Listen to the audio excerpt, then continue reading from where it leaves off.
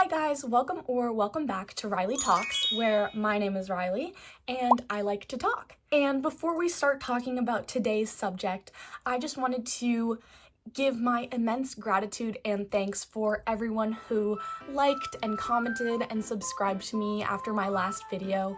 I really appreciate it, and it does mean so much to me. I like to talk about things that interest me, and sometimes it's hard to know if that'll interest other people, and it makes me so happy to know that there's a community of people who are interested in the same things that I am, and not only that, feel like what I have to say is interesting and exciting for them to listen to. Speaking of, today we're going to be talking about the nanny as an example of delayed gratification, positioned against the increasing loss of friction in our culture, and how this has infiltrated even the most sacred aspects of life. To me, meaning slow burn sitcom relationships, obviously. This topic came from a pile of jumbled up media that I've interacted with recently. About a month ago, I decided that I would do a full rewatch of The Nanny just because I was between shows and I wanted to go back to an old classic. And I watched 7 seasons of it and I was thinking, I feel like I have to make a video about this. This is a show that I love. It's fun, it's exciting. And so I was thinking about how I could position making this video through an interesting framework when I stumbled upon a TikTok that kind of set off this light bulb in my head. Now, before I mention this TikTok, I want to make a side note about another piece of media that also was swirling in my head around the same time. I've been an ongoing fan of St. Dennis because I just loved Superstore. It's by the same creator. It has a lot of the same actors. So I've been keeping up with that show as it's been airing.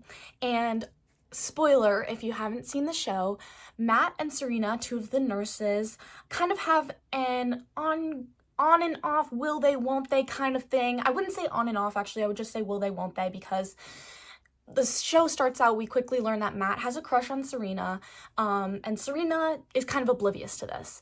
And then when she finds out, she first is really like, I don't see you like that, la la la la la. But as the season goes on, she slowly is like, wait a minute. And then by the end of season 2, they have their kiss, they're together, I think, kind of, basically. And I love Matt and Serena together. I think they are so cute. So this is not a diss on them as a couple, but I will say, when I was scrolling through YouTube and I see a video from the St. Dennis account with the title Matt and Serena's timeline, and then a thumbnail with the slogan, "The Ultimate Slow Burn," I couldn't help but be taken aback and find myself a little bit affronted, because under no circumstances would I call their relationship a slow burn, let alone the ultimate one. The turmoil that the 2 of them go through to get together only lasts 2 seasons before we see their first kiss. And so my rage about this misinterpretation of a slow burn, combined with my recent watching of The Nanny, started to culminate in this idea that I had to make a video about slow burn relationships in sitcoms. And so back to this conversation about this TikTok. This TikTok was the final piece of my puzzle, and I really credit the creator of this TikTok for sending off this light bulb in my head. I won't play the entire video, but in a nutshell, this video from Sad Rich Girl Salon, she talks about the oops all berries-ification of our culture. This concept comes from Oops All Berries, which is a type of Captain Crunch, except as you can probably tell by the name, it's all berries. This is also applicable in Lucky Charms that are all marshmallows, or Starburst bags that are all pink. The creator explains that this type of product is all frosting all the time. We get exactly what we want without any friction, and we pay the price of gradual satisfaction for a bit of cheap and easy gratification. In this video, Sad Rich Girl Salon uses The Nanny as an example of the oops all berries-ification. She talks about how these clips on TikTok have gone super viral of 30 seconds of The Nanny, and these clips are often super buzzy. They're moments between Fran, the nanny, if you haven't watched it, and Mr. Sheffield, the dad, and tension-filled moments between them. But these 30-second clips of their witty banter and tension don't holistically show the real magic of The Nanny. For people who have watched the show, you understand that the main appeal is the long-term growth of their relationship. We get an extended timeline as we see the development between these two characters. We are able to see the complex layers that factor into their dynamic and how these two manage to move past them. There are class differences, a power imbalance between boss and employee. There's Fran's separate relationship she has with the children. There's the fact that Max is a widower. All of these aspects deserve to be investigated. And as an audience, we want to watch how they navigate these things.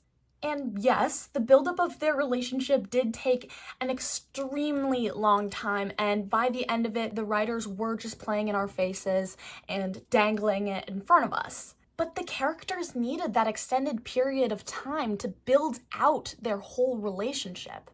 The tension and the buildup is one of the best parts of the show. The time it takes for their relationship to fully develop, aka 5 seasons or 5 years, gives us the space to really explore and navigate different fabulous tropes and see how the two really opposing characters who are wholly opposites on paper slowly connect with one another and find a balance. We first get to see Fran build a relationship with the kids. She builds a rapport. She helps them through their problems. The early seasons don't include much of a storyline between Fran and Mr. Sheffield. Instead, Fran is navigating her own love life, her relationship with her mom, the problems with the kids. All of these things culminate into different plot lines and avenues that the show takes. And these 30-second clips on TikTok are only showing very small glimpses into what the show actually is about. When Fran is simply just the nanny and navigating her own relationships, and Mr. Sheffield is simply Mr. Sheffield, we get to see a ton of really fun classic tropes that would not be able to happen if we didn't have 5 seasons to go through all of them. My favorites include alcohol-based idiocy, where Maxwell gets extremely drunk and thinks that Fran is his wife.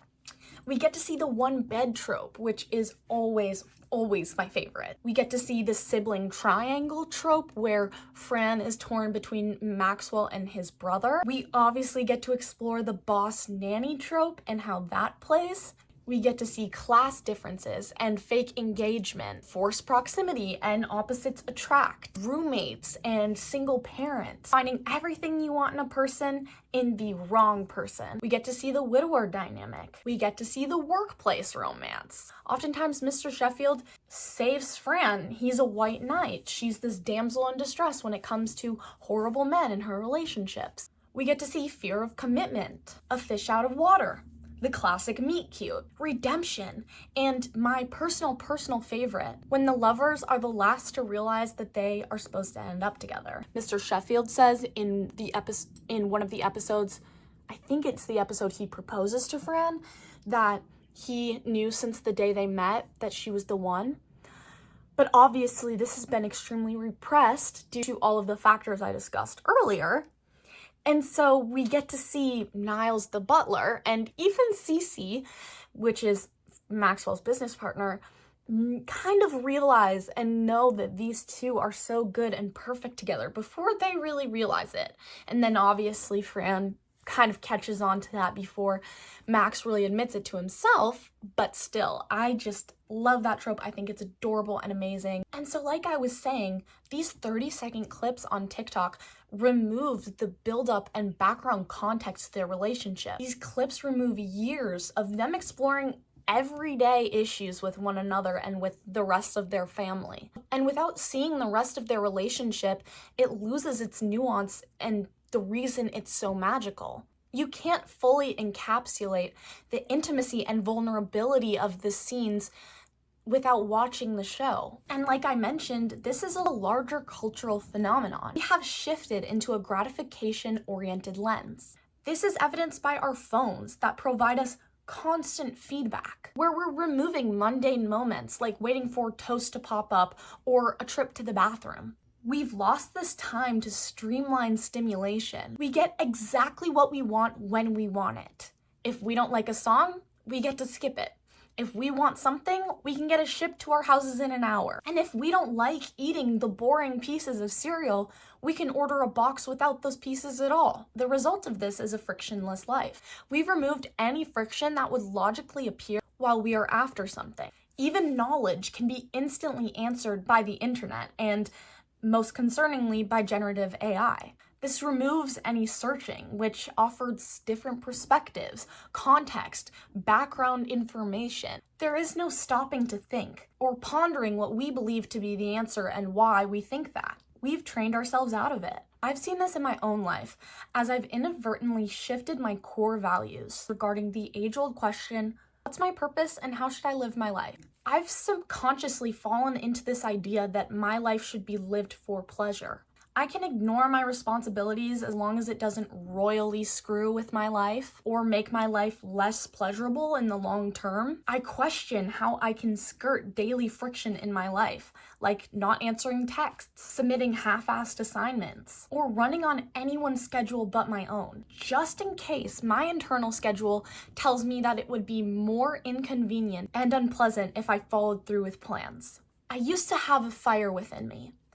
I lived my life to be extraordinary. I wanted to give the most impactful speech, the most insightful commentary, or give the most touching card. Yes, I wanted praise, but more than that, I wanted to create a tangible impact. But slowly, I decided it's not worth the effort. When I can pump myself with just enough simulated satisfaction as to dull the underlying hunger. So I turned away from my fundamental core values in favor of what was easier. But now that I've realized this, I'm slowly trying to live my life more intentionally, knowing I have to move away from the impulse of ease and instant gratification in favor of trying to fill that underlying void.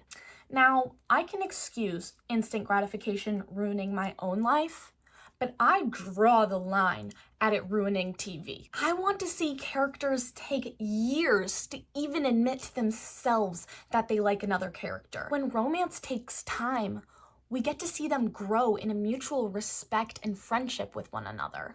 In a world of online dating and hookup culture, we deserve to witness and remember that love can also be slow, developing from the natural amalgamation of small, tender moments. So I wanted to figure out how much have sitcom relationships really changed. So I made a simple chart with about 40 different TV show couples. Wow! I have to say on this, the way I collected this data was just from going to Reddit and going through people's favorite TV show couples, taking the first, I want to say, about 20 responses, putting them into a sheet, removing any of the couples that were together since the beginning of the show, and then running an analysis on that. So I tried to avoid any personal bias of choosing shows that I know relate more or less to a slow burn. This also means that I missed a large pool of data because I didn't go through the entire forum, nor did I take the time to look up all sitcom relationships ever and do a really full, big analysis. I can't lie, that just kind of felt like way too much. So I just took these 40 samples. So I put when the show aired on the bottom, and then I wanted to compare because a lot of these have very different season amount, and so I wanted to compare the percent of the show that had happened until the point where the characters get together. I did this also to reference the idea that people usually say slow burns in books have to happen with at least 50% of the book already read. Now, as you can tell, there's a general trend line here that shows that there has been perhaps a correlation between the amount of time that has passed and the percent completion of a show diminishing before the main couple gets together. A few points on this, however, is that my R-squared value is not very high. So it's not looking great for my claim. However, this data has a lot of constraints around it, as I mentioned earlier.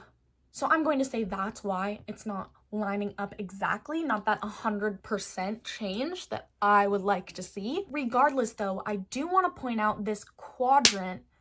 Pretend I'm circling a quadrant. This quadrant between 2010 and 2020. Notice how this area is really condensed. Out of the shows I put in for this time period, there's not a single show that more than 50% of the show had gone past before the couple got together. And this to me is significant data. It shows in at least recent time, we have not had shows that have had very long-standing seasons before the couple actually gets together.